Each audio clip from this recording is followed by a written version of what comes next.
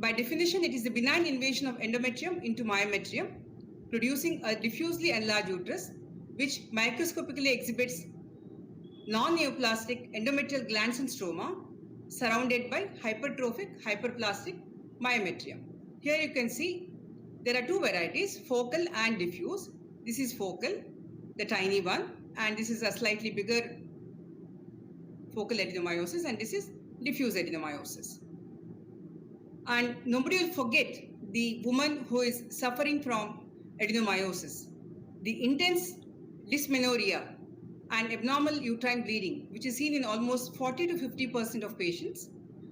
And today, infertility and reproductive dysfunctions are also being recognized as the features of adenomyosis. And I will never forget my neighbor who came running to me and said, Dr. Asha, please remove my uterus. I have been suffering for last 10 years. She was 40 years and very much wanted to undergo a hysterectomy. And those days, about 20 years back, we had nothing else to offer the Paris women other than hysterectomy.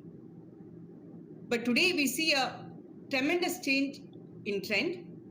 The disease which was seen more often in women over 40 years and Paris women is seen more and more in younger women and also nullipara.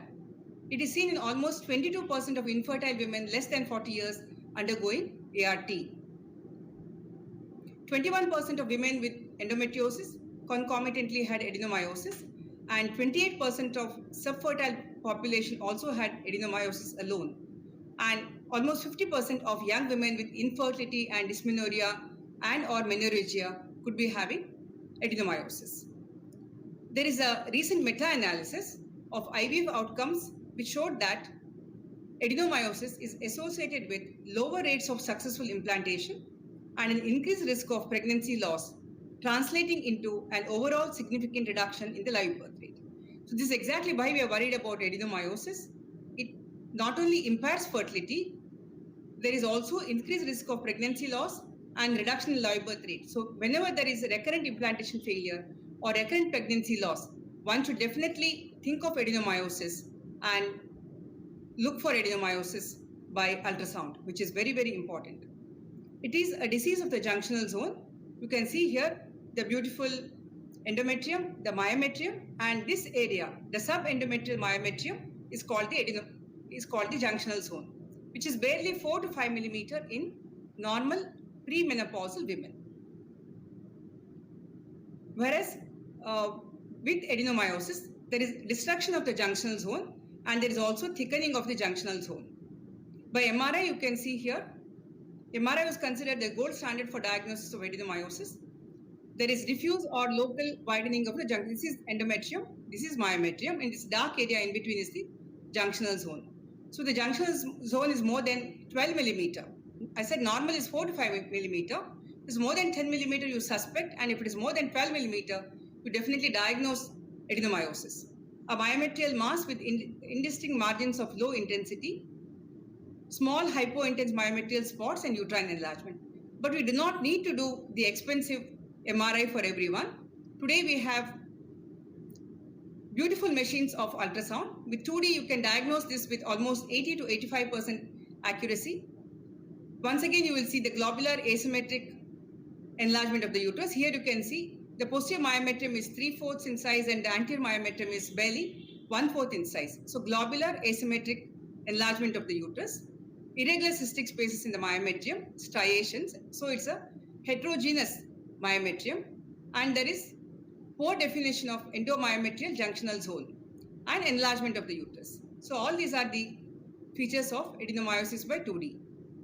And this is, and once again, you can see the striations of adenomyosis, but we need to diagnose adenomyosis by 3D ultrasound like this at an early stage. This is here endometrium, myometrium, and the subendometrial myometrium here, the innermost myometrium is the junctional zone. And here you can see the very early infiltration of adenomyosis, just a deposit. And this is focal adenomyosis. So it's very important that all of us today, we have access to good ultrasound machines, and the cost of ultrasound machines also is coming down. So one should definitely purchase a 3D probe and learn to do 3D ultrasound, and especially for adenomyosis in a fertility clinic.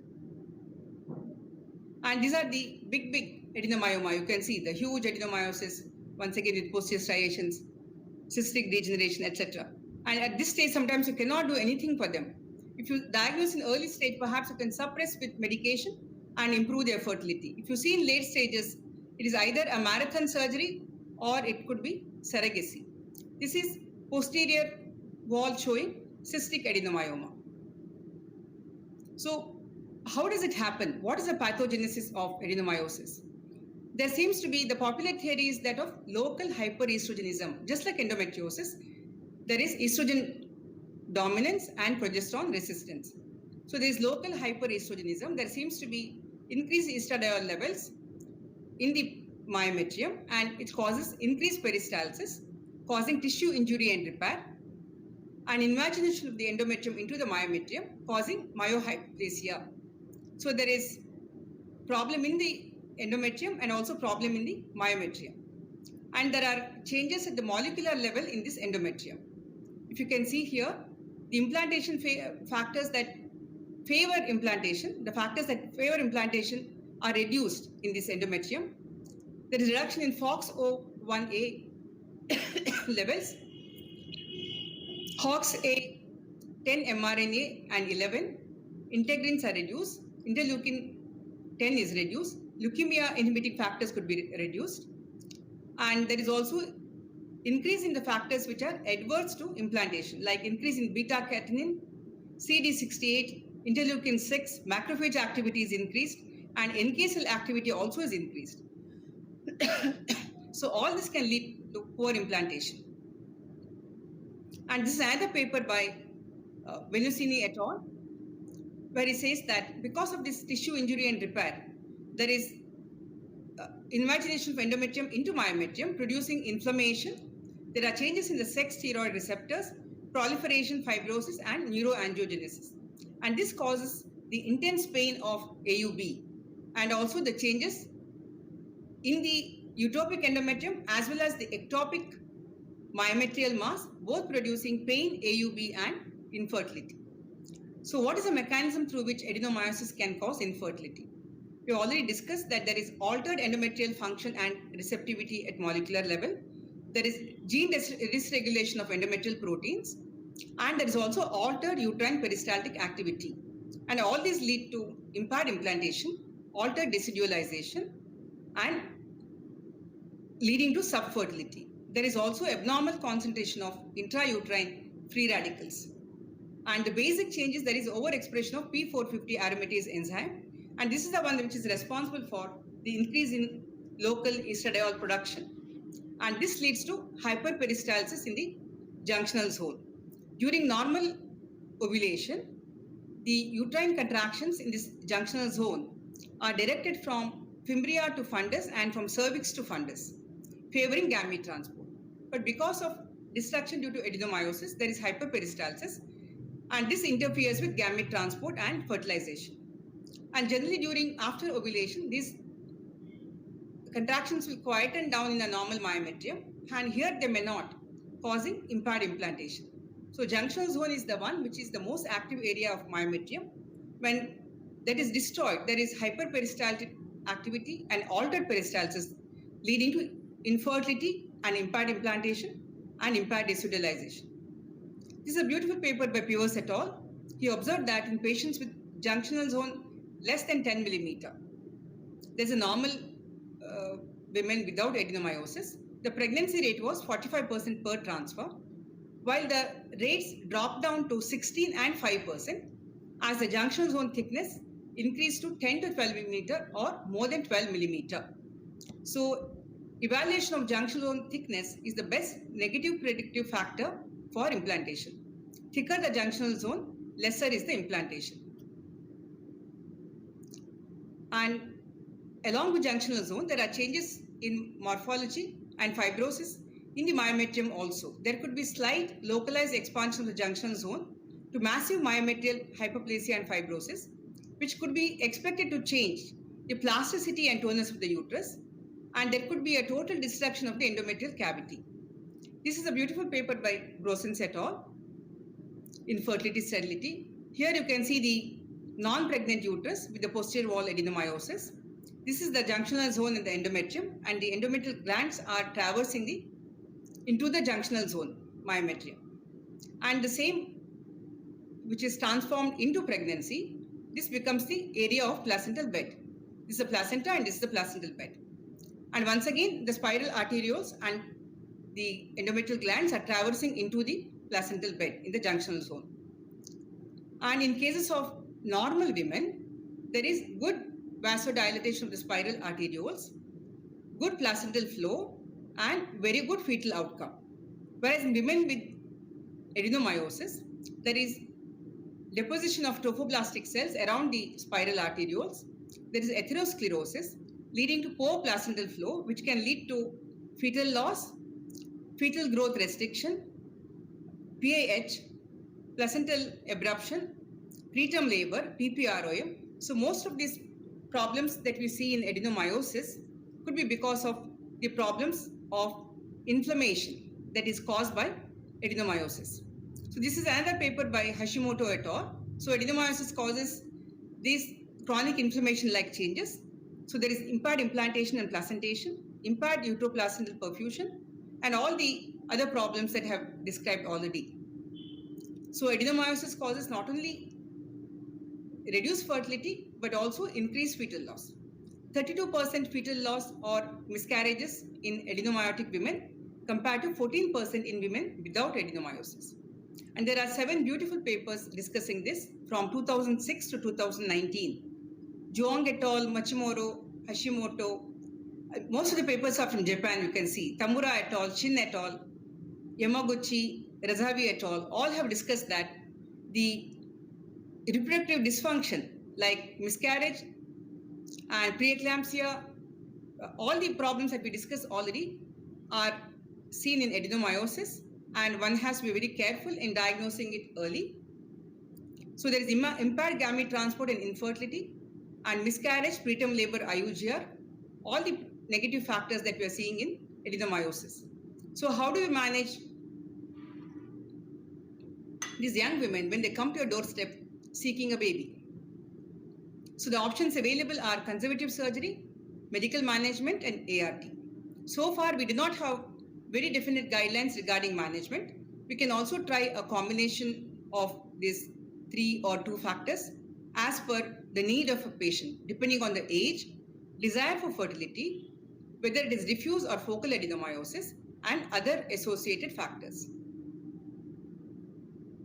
The various options are medical management, surgical management, and non-surgical interventions like uterine artery embolization and HIFU.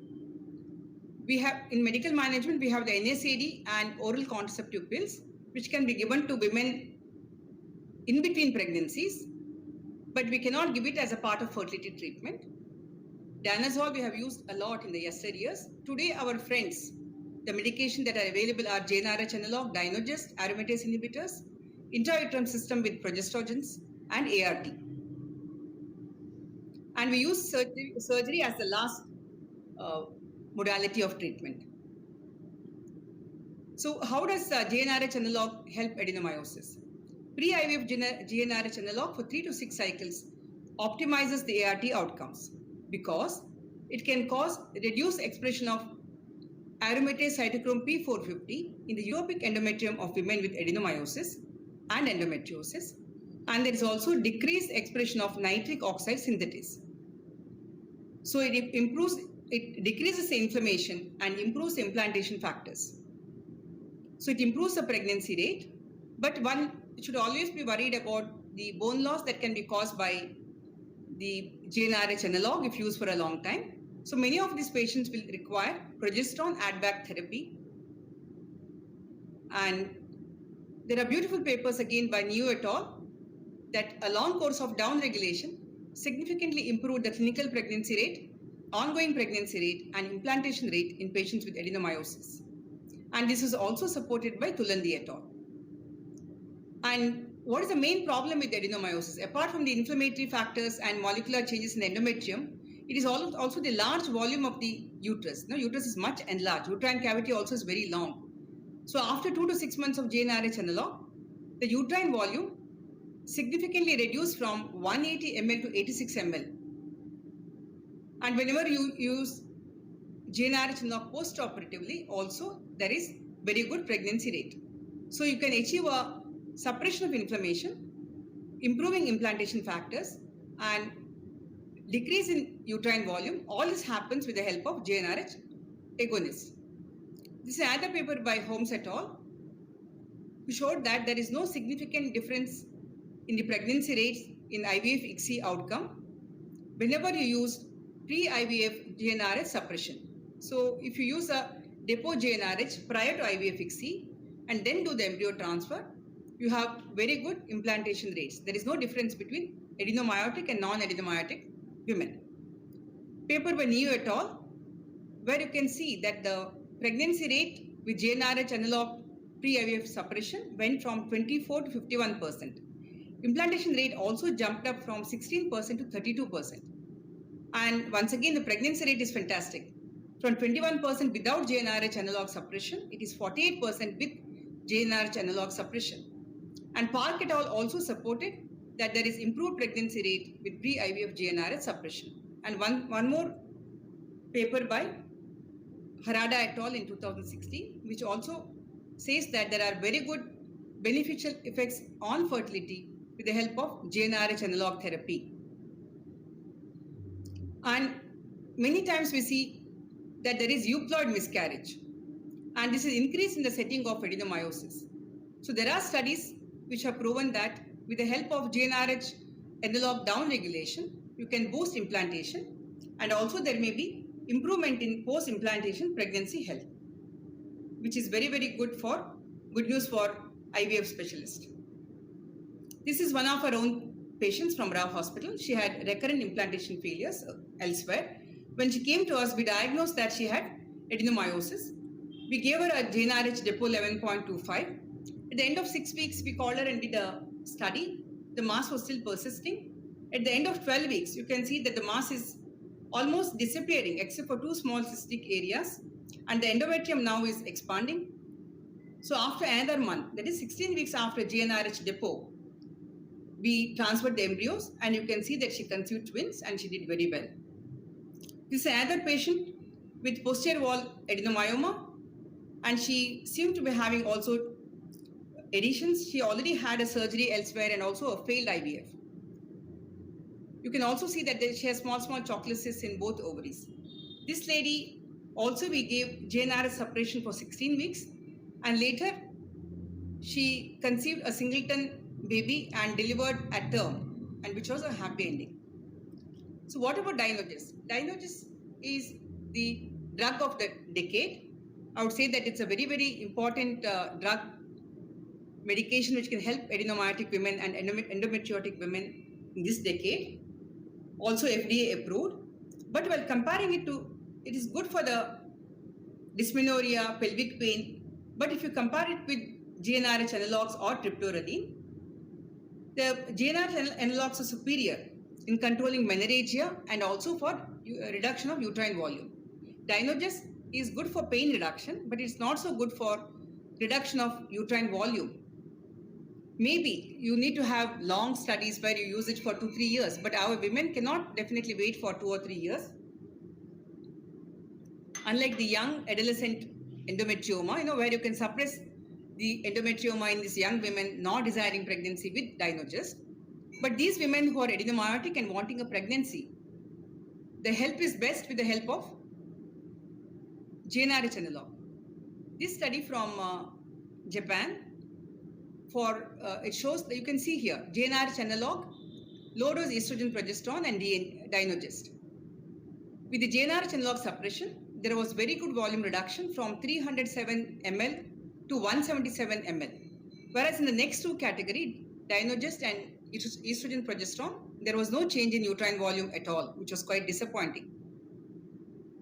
Whereas with the help of aromatase inhibitors, we have seen very good uterine volume reduction and also reduction in the symptoms of adenomyosis. You can use letrozole 2.5 milligram per day for 8 to 12 weeks.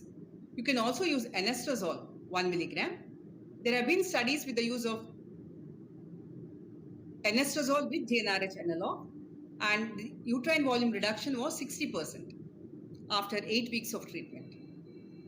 And this is a very interesting paper which is comparing aromatase inhibitor plus GnRH analog versus Dynogest in women undergoing IVF. The pregnancy rate after the combination treatment was 48%, while with Dynogest alone it was only 20%. So this is how we have become lovers of GnRH analog, and nowadays we even are trying aromatase inhibitors. But you should give norepinephrine or any progesterone with the aromatase inhibitors, because sometimes you can get follicular cysts and you can also get very severe estrogen deficiency, especially if you are using the combination of aromatase and GnRH analog. Mirena has been our friend for last 15 years for endometriotic women. It causes decidualization of endometrium and adenomyotic deposits, reduces the local prostaglandin production in the endometrium. Once again, we use it in combination with GnRH analog for volume reduction. Today, I think you will hear a lot of volume reduction from me, which is very, very important in achieving success in adenomyosis. So with the pre-IVF LNG IUS, the pregnancy rates were better than that of control group. And the ongoing pregnancy rate also was 41% compared to 29% in the control. What about danazol? In the 1980s, I think maybe 85 to 95, we have used tons and tons of danazol, and we also saw success. But women came with a hoarse voice, androgenic features, and danazol lost its popularity. I remember this woman in 1992. She was 34 years and she was married for 16 years. And she has severe dysmenorrhea. And on laparoscopy, we saw a globular enlarged uterus with bilateral corneal block and tubal cannulation. We were doing already tubal cannulation in 1992, but it did not work. So we put her on danazol for 6 months. When we stopped danazol, to everybody's surprise, this lady conceived and she had a full-term baby. And this girl child, who was 26 years, got married last year, and we were very, very happy about that. Today, danazol has come back in the European countries. It is not available here. It's available in the oral form, but it's not available in the form of intrauterine device, which the European countries have been using. It can also as a vaginal ring. It can reduce dysmenorrhea, dyspareunia, pelvic pain, and pregnancies have been seen after vaginal danazol, and even rectal danazol has been used. Androgenic side effects are supposed to be minimal. Uterine artery embolization was tried a few years back, but in terms of fertility, there were increased complications like ovarian failure, amenorrhea, fistula formation, high miscarriage rate, IUGR, etc. So it lost popularity, but today once again it is come back, and today the technology has improved and it seems to be giving some beneficial effects even in women desiring fertility, but requires more RCT. HIFU also seems to be giving some success, but requires some more studies before we think of this HIFU for adenomyotic women with infertility. So we discussed about medical management and ART. So who requires the uterus sparing surgery? Who are the ideal candidates? We use this as the last resort in women who have abnormal uterine bleeding and severe dysmenorrhea not responding to medication to conserve the uterus. Recurrent abortion and recurrent implantation failure are also the indications for adenomyomectomy if medical management and ART have not helped them. Never the first choice. So, and many times you can see that adenomyosis is associated with the endometriosis. There could be a lot of adhesions. Sometimes these ladies would have undergone a couple of surgeries before they come to you. So it becomes a complicated surgery. And most often what we are doing is only debulking. We are not really able to remove the disease completely unless it's a small focal adenomyoma. In case of diffuse adenomyoma like this, you can go on resecting, but ultimately it doesn't heal as well as the myomectomy surgery. So the disease may be remaining, there can be recurrence, and the healing area could be a weak myometrium. And sometimes uterine ruptures have been reported during pregnancy after adenomyomectomy. Good apposition of the myometrium is very, very important. You have to leave at least 2 centimeters of the myometrium beneath the serosa. And a very good apposition in 2 layers would be ideal. There are some more methods. Sun et al. Described a modification for partial adenomyomectomy.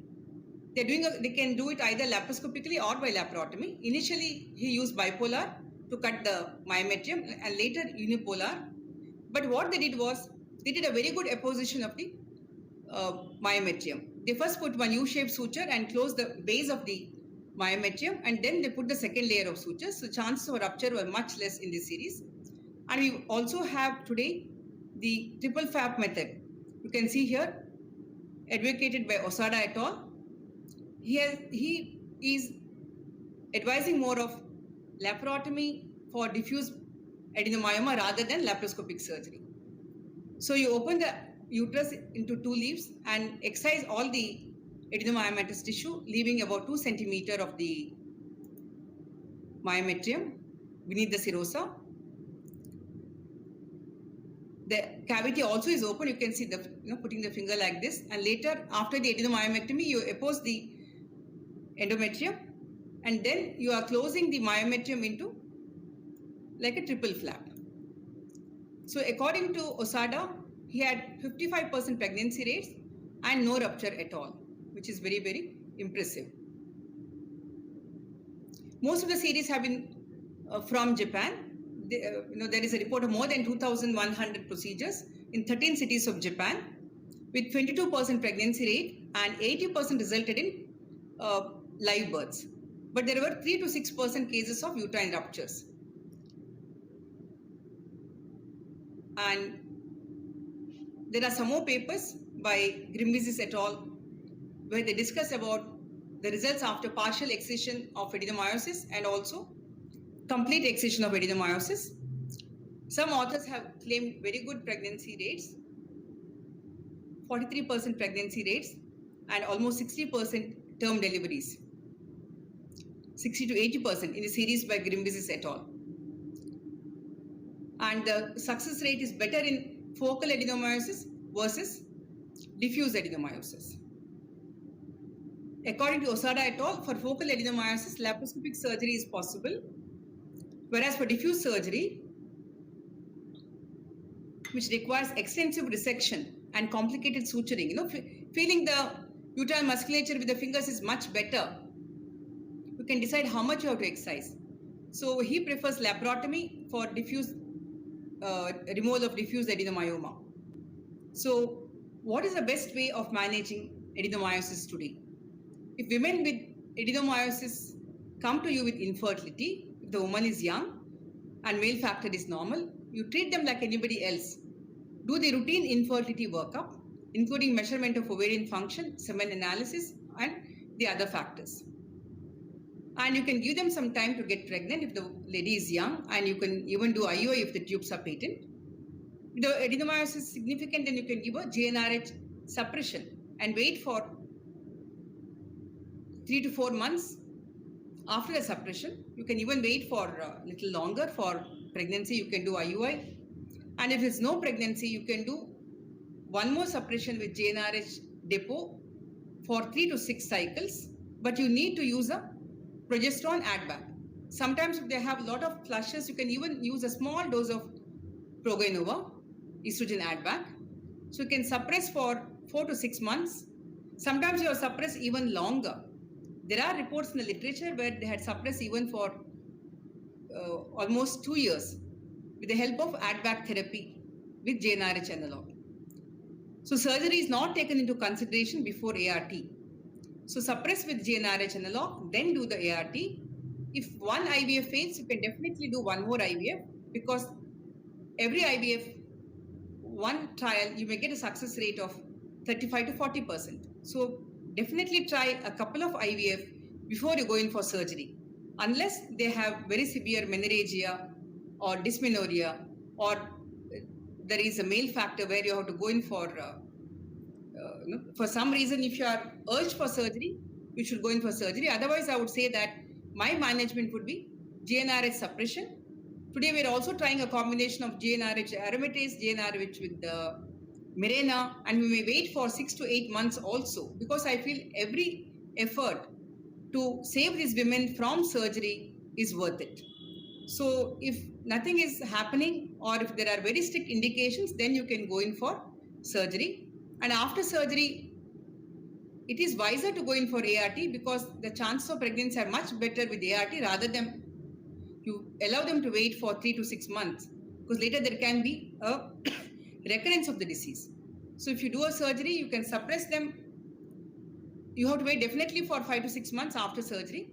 So you can give them a GnRH analog, which seems to improve the pregnancy rates also. So here, once again, after surgery, GnRH analog is a friend in improving the pregnancy rate. So to conclude, adenomyosis is a challenging condition to treat in the scenario of subfertility. Today, I would say that our favorite management is medical suppression with ART rather than surgery. And it's interesting to note that with ART, there was good pregnancy rate and good reproductive outcome in adenomyosis. But we need well-designed, adequately powered studies to find out the impact of adenomyosis on subfertility and also the conservative management on subfertility. Thank you all.